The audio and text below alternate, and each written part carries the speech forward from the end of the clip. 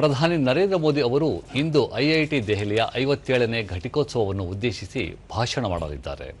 ಅವರು ಪದವಿ ಪೂರ್ವ ಮತ್ತು ಸ್ನಾತಕೋತ್ತರ ವಿದ್ಯಾರ್ಥಿಗಳು ಹಾಗೂ 587 ಪಿಎಚ್ಡಿ ಸಂಶೋಧನಾ ವಿದ್ಯಾರ್ಥಿಗಳು ಸೇರಿದಂತೆ 3000ಕ್ಕೂ ಹೆಚ್ಚು ಪದವೀಧರರನ್ನು ಉದ್ದೇಶಿಸಿ ಮಾತನಾಡಲಿದ್ದಾರೆ. ಸಾಮಾಜಿಕ ಜಾಲತಾಣದಲ್ಲಿ ಪ್ರಧಾನಿ ಐಐಟಿ ದೆಹಲಿಯು ಸಂಶೋಧನೆ ಮತ್ತು ನಾವೀನ್ಯತೆ ಕ್ಷೇತ್ರಗಳಲ್ಲಿ ಸದಾ ಶ್ರೀಮಂತ ಕೊಡುಗೆ ನೀಡಿದೆ.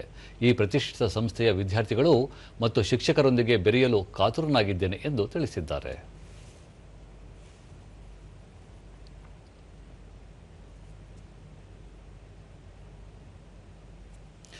ನಿನ್ನೆ ಸುದ್ದಿಗೋಷ್ಠಿಯಲ್ಲಿ ಐಐಟಿ ದೆಹಲಿಯ ನಿರ್ದೇಶಕ ರಂಗನ್ ಬ್ಯಾನರ್ಜಿ ಪ್ರಧಾನಿಯವರು ಪ್ರತಿಭಾವಂತ ವಿದ್ಯಾರ್ಥಿಗಳಿಗೆ ರಾಷ್ಟ್ರಪತಿಗಳ ಚಿನ್ನದ ಪದಕ, ನಿರ್ದೇಶಕರ ಚಿನ್ನದ ಪದಕ, ಶಂಕರ್ ದಯಾಳ್ ಶರ್ಮಾ ಚಿನ್ನದ ಪದಕ ಮತ್ತು ಪರ್ಫೆಕ್ಟ್ 10 ಚಿನ್ನದ ಪದಕಗಳು ಸೇರಿದಂತೆ ಸಂಸ್ಥೆಯ ಅತ್ಯಂತ ಪ್ರತಿಷ್ಠಿತ ಪ್ರಶಸ್ತಿಗಳನ್ನು ಪ್ರದಾನ ಮಾಡಲಿದ್ದಾರೆ ಎಂದು ತಿಳಿಸಿದರು.